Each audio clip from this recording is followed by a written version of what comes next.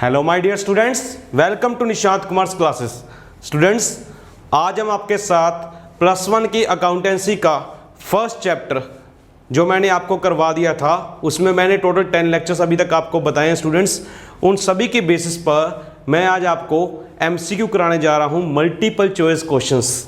तो फिलहाल मैं आज पार्ट 1 लेकर आया हूं आपके लिए, जिसमें मैं सिर्फ आपको MCQ सोल्व करवाऊंगा, बताऊंगा कि इसका आंसर हमने ये क्यों चूज़ किया। हमारे पास 4 ऑप्शंस गिवन होंगी, हमने उनमें से एक ऑप्शन को सिलेक्ट करना होगा, तो वो आपको पूरी डिटेल में बताने जा रहा हूं स्टूडेंट्स। उम्मीद करता हूं आप ध्यान से सुनेंगे। तो अब स्टार्ट करते हैं हमारा आज का ये लेक्चर। तो स्टूडेंट्स, फर्स्ट MCQ देखिए क्या है। In accounts recording is made of. Accounts में हम किन चीज़ों को रिकॉर्ड करते हैं?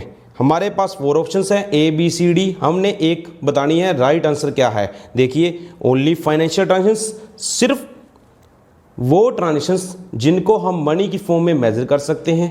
ओनली नॉन फाइनेंशियल ट्रांजेक्शंस, सिर्फ वो ट्रांजेक्शन जिनको हम मनी की फॉर्म में मेजर नहीं कर सकते। Financial as well as non financial transactions both, या दोनों को ही रिकॉर्ड करते हैं, जो फाइनेंशियल है और नॉन फाइनेंशियल है। लास्ट ऑप्शन है personal transaction of the provider, जो बिजनेसमैन है, ओनर है, उसके सिर्फ पर्सनल ट्रांजेक्शंस को ही रिकॉर्ड करते हैं। तो यहां पर इसका आंसर क्या होगा students? First option, only financial transactions. क्यों मैंने फर्स्ट ऑप्शन ही क्यों सिलेक्ट किया स्टूडेंट्स? क्योंकि मैंने अकाउंटिंग में बताया था कि हम जब रिकॉर्डिंग करते हैं तो हम फाइनेंशियल ट्रांजेक्शंस एंड इवेंट्स की करते हैं। तो यहाँ पर बात ध्यान में रखनी थी कि नॉन फाइनेंशियल आइटम्स को हम कभी रिकॉर्ड नहीं करते। और जब तक जहाँ तक प्रश्न उठ रहा है पर्सनल ट्रांजेक्शन का, तो यहाँ पर हमने पर्सनल ट्रांजेक्शन को टिक क्यों नहीं किया स्टूडेंट्स? क्योंकि हम बिजनेस की बात करते हैं, तो बिजनेस में सिर्फ हम बिजनेस ट्रांजेक्शन को ही रिकॉर्ड करते हैं। अगर आप मेरा ट्रांजेक्शन वाला लेक्चर सुनेंगे तो मैंने वहाँ पर आपको क्लियर किया था कि हमने एक तो बिजनेस की बात करनी है, बिजनेस ट्रांजेक्शन होनी चाहिए, दूसरी वो फाइनेंशियल नेचर की होनी चाहिए। तो यहां पर जो राइट आंसर है वो फर्स्ट ऑप्शन है स्टूडेंट्स। सेकंड देखिए students, Ghanshyam is a furniture dealer. Ghanshyam जो है वो फर्नीचर डीलर है। Which one of the following will not be recorded in the books. वो अगर अपनी बुक्स बना रहा है, यहां पर बुक्स का मीनिंग क्या है? अकाउंट्स की बुक्स बना रहा है, तो इनमें से क्या रिकॉर्ड नहीं करेंगे हम? पहला पॉइंट क्या है? Purchase of timber for 50,000। तो स्टूडेंट्स, ये तो रिकॉर्ड होगा। क्यों होगा? क्योंकि हमने टिम्बर खरीदा, ये हमारे लिए गुड्स हो गई, तो गुड्स को हम रिकॉर्ड करेंगे, हमारा ये एक्सपेंस है। Second point, sofa set worth ₹40,000 taken to his home.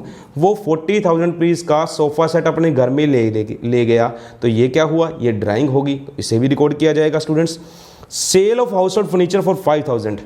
House hold furniture, उसने अपना घरेलू फर्नीचर सेल कर दिया। तो स्टूडेंट, ये आगे हाउस होल्ड वर्ड ध्यान में दीजिए, इस चीज़ को हम रिकॉर्ड नहीं करेंगे। क्यों नहीं रिकॉर्ड करेंगे? क्योंकि उसने यहाँ पर किस चीज़ की बात की है? अपने घरेलू सामान को उसने सेल किया, ना कि बिजनेस की उसने बात की। तो यहाँ पर बिजनेस की डीलिंग नहीं हुई है, ये चीज़ रिकॉर्ड नहीं होगी, सी पॉइंट रिकॉर्ड नहीं होगा। फोर्थ पॉइंट क्या है students? Dining table of 30,000 given to his friend as a gift. उसने 30,000 रुपये का डाइनिंग टेबल अपने फ्रेंड को गिफ्ट दे दिया, ये भी रिकॉर्ड होगा, क्योंकि यहाँ से बिजनेस में से सामान गया है, तो इसे भी रिकॉर्ड करना पड़ेगा, क्योंकि हमारे पास सामान चला गया है। तो राइट आंसर क्या आएगा स्टूडेंट्स? सी वाला ऑप्शन। क्यों? क्योंकि हमने आपको बता दिया कि हमने क्या कहा है? हाउस होल्ड फर्नीचर सेल किया है। तो हम बात करें बिजनेस ट्रांजेक्शन की, तो ये यहाँ पर सी पॉइंट रिकॉर्ड नहीं किया जाएगा। नेक्स्ट क्वेश्चन देखिए स्टूडेंट्स क्या है। Which of the following transaction is not a financial character. इनमें से आपने बताना है कि कौन सी फाइनेंशियल नेचर की ट्रांजेक्शन नहीं है। तो फर्स्ट पॉइंट क्या है? Purchase of asset on credit. आपने एसेट उधार में खरीद ली है, तो स्टूडेंट्स ये रिकॉर्ड होगी। क्यों? क्योंकि फाइनेंस की बात आ रही है, पैसे की बात आ रही है, चाहे हमने आज पैसा नहीं दिया, कल को पे करना ही पड़ेगा। Second point, purchase of asset for cash. Asset हमने खरीदी है, कोई भी संपत्ति या प्रॉपर्टी हमने खरीद ली नगद में, तो ये भी ट्रांजेक्शन होगी, फाइनेंशियल नेचर की है, इसे भी रिकॉर्ड किया जाएगा स्टूडेंट्स। तो हमने पहचान करना है जो फाइनेंशियल नेचर की नहीं है। थर्ड पॉइंट देखते हैं, withdrawing of money by the proprietor from business. Businessman ने बिजनेस से पैसा निकाल लिया है, ये भी ट्रांजेक्शन हुई है स्टूडेंट्स, ये भी फाइनेंशियल नेचर की है। Strike by employees.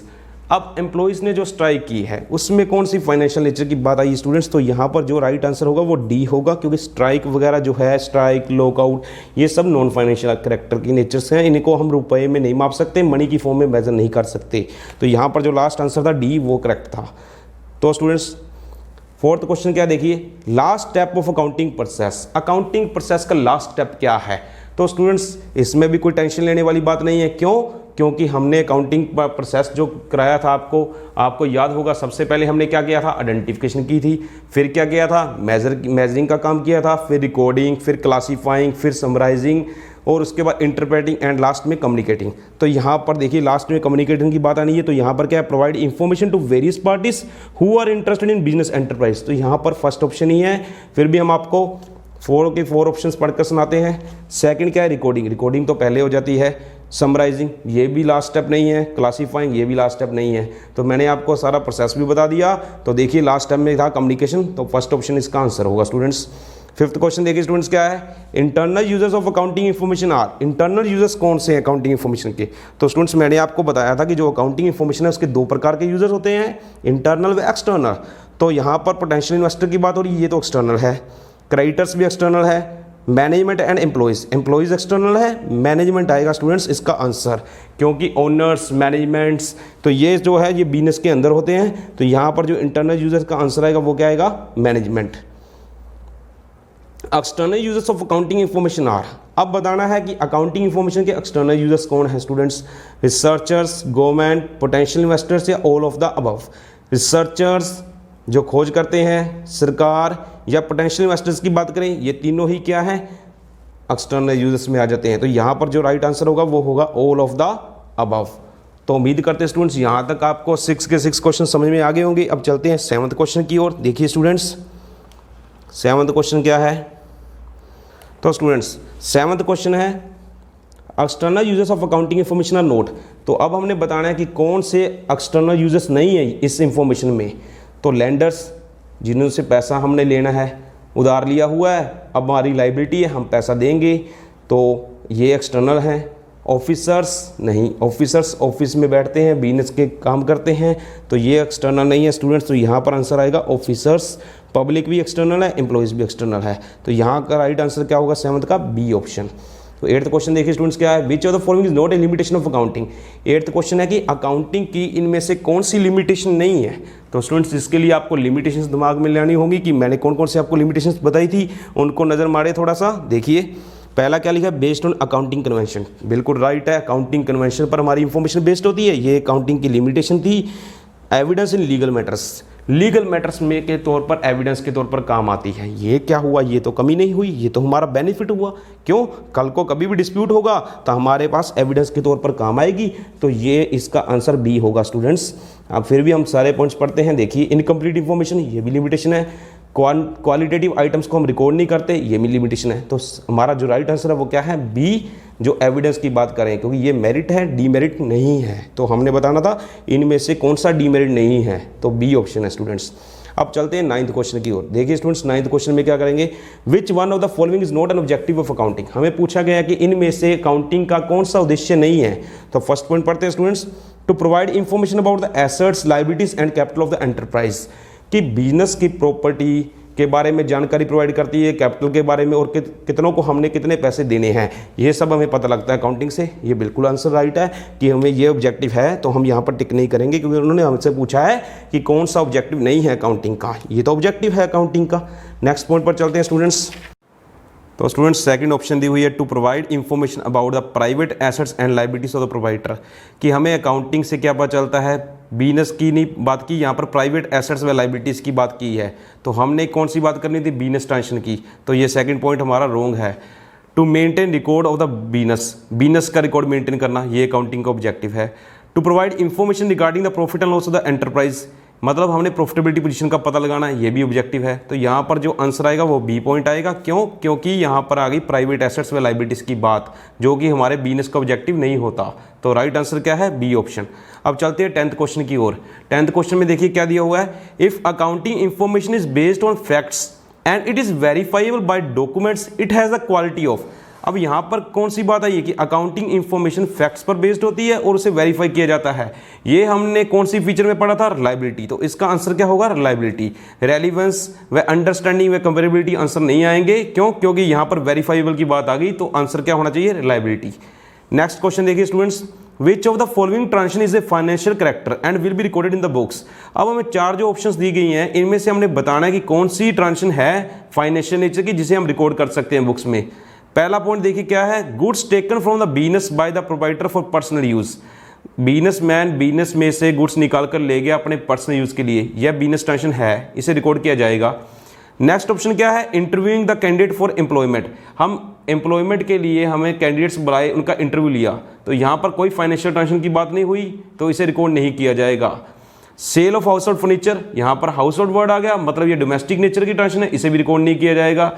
Received an order for sale of goods, order प्राप्त हुआ, अभी हमने गुड्स सेल नहीं की, तो ये भी ट्रांजैक्शन नहीं है। तो इसका राइट आंसर क्या होगा, फर्स्ट ऑप्शन, जिसमें हमने बात की कि गुड्स बिजनेसमैन बिजनेस में से निकाल कर ले गया पर्सनल यूज के लिए, जिसे हम ड्राइंग के नाम से जानते हैं। तो 12th क्वेश्चन की ओर बढ़ते हैं। Book keeping is mainly concern with, book keeping का लिंक किसके साथ है? तो इसका आंसर स्टूडेंट्स क्या होगा, जब बुक कीपिंग की बात आती है, हमने बार बार आपको बताया था कि बुक कीपिंग क्या है, art of recording the financial transactions and events. तो यहां पर आंसर होना चाहिए रिकॉर्डिंग ऑफ फाइनेंशियल डाटा। तो सेकंड ऑप्शन भी पढ़ लेते हैं, designing the system of summarising. ये समराइजिंग के काम की बात करें वो तो अकाउंटिंग का काम होता है। इंटरप्रेटिंग, ये भी अकाउंटिंग का काम होता है। और फाइनेंशियल स्टेटमेंट जो बात कर रहे हैं, मतलब जो कि फाइनल अकाउंट्स है, ट्रेडिंग अकाउंट, प्रॉफिट और व बैलेंस शीट, वो सब भी हम अकाउंटिंग में ही बनाते हैं। तो इसका राइट आंसर क्या होगा, बुक कीपिंग का। बुक कीपिंग किसके साथ डील करती है, only recording of the financial data. 13th question देखिए students, which of the following is not a sub field of accounting. इनमें से अकाउंटिंग की सब फील्ड कौन सी नहीं है? मतलब आपको यहां पर इनडायरेक्टली क्वेश्चन मोड कर पूछा गया है कि हमने अकाउंटिंग की बात कर रहे थे, अकाउंटिंग की सब फील्ड मतलब ब्रांचेस की बात आ रही है स्टूडेंट्स। तो आपने ये पहचान करनी है, आइडेंटिफाई करना है कि इनमें से कौन सी ब्रांच नहीं है अकाउंटिंग की। फाइनेंशियल अकाउंटिंग, ये अकाउंटिंग की ब्रांच है। बुक कीपिंग, तो यहां का आंसर होगा बुक कीपिंग, क्योंकि बुक कीपिंग अकाउंटिंग की अलग से ब्रांच नहीं है। तो अकाउंटिंग की जो ब्रांचेस थी मेन 3 प्रकार की, फाइनेंशियल, कॉस्ट एंड मैनेजमेंट। इसके अलावा भी कुछ ब्रांचेस होती हैं जिनके बारे में मैंने आपको अकाउंटिंग की ब्रांचेस में बताया था, like inflation accounting, human resource accounting, social accounting, responsibility accounting etcetera. तो बुक कीपिंग तो एक नैरो टर्म है जो अकाउंटिंग से भी छोटी होती है, जो सिर्फ रिकॉर्डिंग पर ही फोकस देती है। तो स्टूडेंट 14th पॉइंट देखिए क्या है, which of the following is the most relevant accounting information for taxation authorities. जो टैक्सेशन अथॉरिटीज हैं, मतलब उनके लिए कौन सी इंफॉर्मेशन रेलिवेंट है जो हमने बताई है। देखिए पहला पॉइंट क्या, cash balance of the firm. ये आंसर नहीं हो सकता, क्यों? टैक्सेशन अथॉरिटीज को क्या लेना कि हमारे पास कितना कैश पड़ा है, उन्हें इनसे कोई मतलब नहीं है। तो ये फर्स्ट ऑप्शन तो बिल्कुल भी नहीं हो सकती। सेकंड ऑप्शन देखिए, book value of fixed assets, fixed assets की बुक वैल्यू कितनी है, इनका भी उनके साथ कोई मकसद नहीं है। ये सिर्फ हमने अपने मैनेजमेंट के रिकॉर्ड के लिए रखी होती है कि हमारी एसेट्स की कितनी वैल्यू है, कल को सेल करनी हो तो पता लग जाएगा कि प्रॉफिट हुआ था या loss. Credit sale for the year, ये भी हमारा अकाउंटिंग रिकॉर्ड के लिए काम आता है कि हमारे इनकम कैलकुलेट करने के लिए कितनी हमने सेल की, चाहे नगद की चाहे उधार की है। क्रेडिट सेल हम रिकॉर्ड इसलिए कर रहे हैं ताकि हमें याद रहे कि हमने किन से पैसे लेने हैं, हमारे बैड डेट्स तो नहीं हुए हैं, ये सब कुछ के लिए। तो इसमें भी वो इंटरेस्ट नहीं दिखाते। Profit generated during the year, obviously यही आंसर होगा। क्यों? क्योंकि इनकम टैक्स अथॉरिटीज ने देखना है कि हमने इनकम टैक्स ठीक ढंग से भरा है या नहीं भरा। तो वो इनकम टैक्स डिपेंड करता है हमारी इनकम पर, हमारे प्रॉफिट पर, हमने कितना साल में प्रॉफिट कमाया। तो इनकम टैक्स अथॉरिटीज किस चीज में इंटरेस्ट रखती हैं, profit generated during the year. अब स्टूडेंट चलते हैं लास्ट क्वेश्चन की ओर। देखिए लास्ट क्वेश्चन हमारा क्या है, which of the following limitations of accounting states that the accounting में manipulated to conceal vital facts. तो देखिए स्टूडेंट्स, मैंने बार बार आपको एक चीज बताई है कि क्वेश्चन में ही आंसर छुपा होता है। देखिए वो कैसे पता लगा, इन्होंने कहा अकाउंट्स में भी मैनिपुलेटेड, मैनिपुलेशन की बात आ गई। जब भी मैनिपुलेशन की बात आती है कि हमने अकाउंट्स को मैनिपुलेट कर दिया, अब मैनिपुलेशन क्या होता है, हेर फेर करना। मतलब आपने अपनी एसेट्स को ज़्यादा शो कर दिया या लाइबिलिटीज़ को कम शो कर दिया है ताकि दूसरों को आप बुद्धू बना सकें। तो यहाँ पर बात हो रही है विंडो ड्रेसिंग की। यहाँ आंसर क्या आएगा, सेकंड पॉइंट, अकाउंटिंग में लीड टू विंडो ड्रेसिंग। तो जब विंडो ड्रेसिंग की बात हमने क्यों की, क्योंकि हमें पता है मैनिपुलेशन की बात आई है, तो वो सिर्फ विंडो ड्रेसिंग के साथ ही पॉसिबल है। तो इसका राइट आंसर क्या है, विंडो ड्रेसिंग। तो स्टूडेंट्स उम्मीद करते हैं आपको आज का लेक्चर अच्छा लगा होगा। हमने आपको फर्स्ट चैप्टर के 15 MCQs करा दिए हैं। अगर आपने हमारे सभी लेक्चर सुने हैं तो MCQ आपको समझ में भी आ गए होंगे। अगर फिर भी कोई डाउट है, आप मेरे व्हाट्सएप नंबर पर मुझे कॉन्टैक्ट कर सकते हैं 9417394533। Thanks for watching the video.